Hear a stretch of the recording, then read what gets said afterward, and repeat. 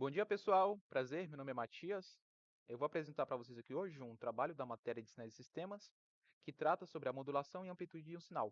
Eu vou estar apresentando esse trabalho para vocês juntamente com o Matheus Felipe. Esse trabalho ele é um resumo do capítulo 7.7/2 do livro LAT de sinais e sistemas. Esse capítulo do livro ele trata sobre a modulação e amplitude de um sinal. Primeiro, o que é o conceito de modulação e amplitude?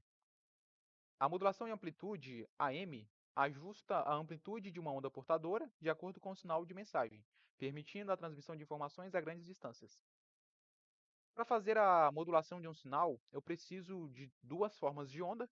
A primeira forma de onda vai ser o meu sinal modulante, que também pode ser descrito como o sinal que contém a informação que eu quero transmitir. E eu vou precisar também de uma segunda onda, uma portadora. A modulação é feita somando o meu sinal modulante com a minha portadora. Como eu disse, a minha portadora vai ser moldada de acordo com o meu sinal modulante. Por isso que a forma de onda do meu sinal modulado possui as mesmas características senoidais do meu sinal modulante, apesar de possuir a frequência da minha portadora. Tá, mas por que utilizar a modulação AM? Em sistemas de comunicação, a necessidade de técnicas de modulação surge devido a várias limitações dos sinais de baixa frequência, que são usados para representar informações como voz, músicas ou dados. Como eu falei, esses sinais que são essas informações como voz, músicas ou dados, eles são transmitidos na faixa de 0 a 20 kHz, que são considerados baixa frequência, é uma faixa considerada baixa. E quando eu vou realizar a transmissão de dados em baixa frequência, surgem três principais problemas, sendo eles o alcance e propagação do sinal, a interferência e compartilhamento de banda e a eficiência das antenas. O problema de alcance e propagação do sinal surge devido ao fato de que quando eu vou transmitir um sinal de baixa frequência, esse sinal, ao se propagar no ar, ele sofre uma distorção muito rápida e não tem um alcance tão grande. Para resolver esse problema, eu aumento a frequência do meu sinal, diminuo o comprimento de onda, e isso vai permitir com que eu consiga transmitir esse sinal de uma forma mais eficiente e consiga alcançar maiores distâncias. O problema de interferência e compartilhamento de banda surge devido ao fato de que, quando eu vou compartilhar dois sinais em uma mesma frequência, em uma mesma faixa de frequência, em uma mesma banda de compartilhamento, esses sinais podem acabar interferindo um no outro. E quando eu for realizar a receptação do meu sinal, eu não vou conseguir diferenciar um sinal do outro, porque eles estão na mesma banda. O problema de eficiência das antenas se deve ao fato de que, para transmitir sinais de baixa frequência com comprimento de onda alto, eu preciso de antenas potentes e com uma área de cobertura muito alta. São antenas grandes e potentes. Se eu fizer a modulação em amplitude do meu sinal, eu consigo um maior alcance com antenas menores e de menor potência. Isso gera custo-benefício e eu consigo transmitir os meus sinais a maiores distâncias gastando menos. A representação matemática da modulação em amplitude é descrita através da função a seguir. Essa função é φ de AMT, que é o meu sinal modulado.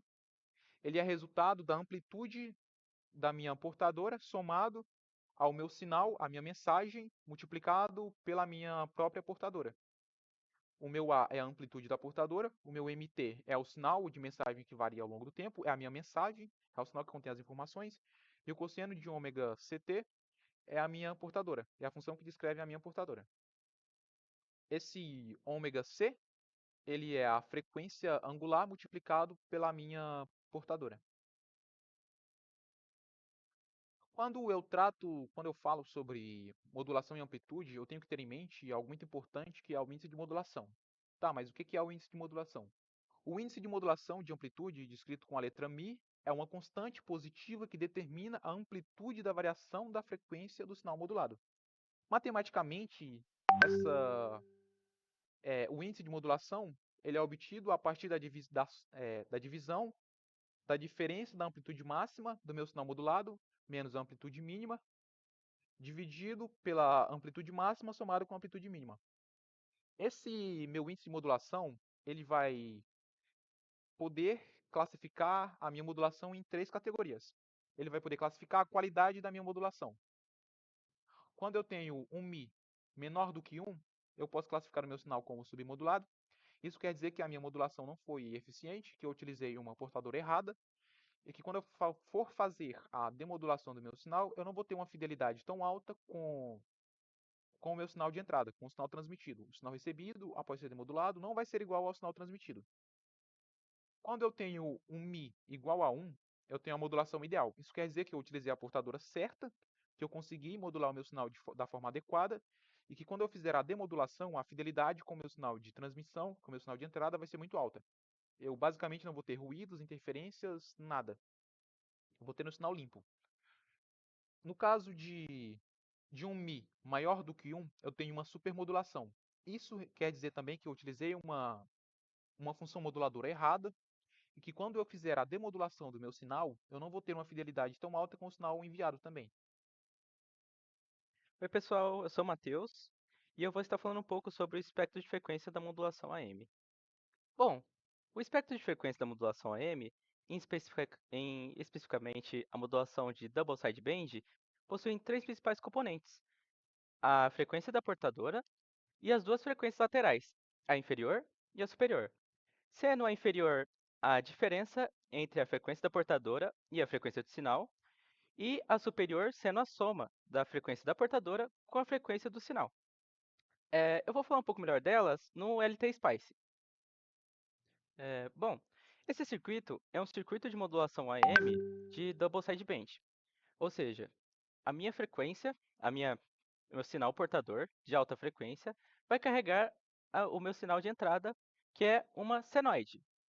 Ou seja, na saída, o meu sinal mixado vai ser o meu sinal da portadora, que foi moldado pela minha senoide. Ok. Eh, Quando se trata de frequência, eu tenho que a frequência da minha portadora é muito maior que a frequência do meu sinal. Se eu olhar o espectro de frequência, eu posso ver que ela está atuando em 200 MHz.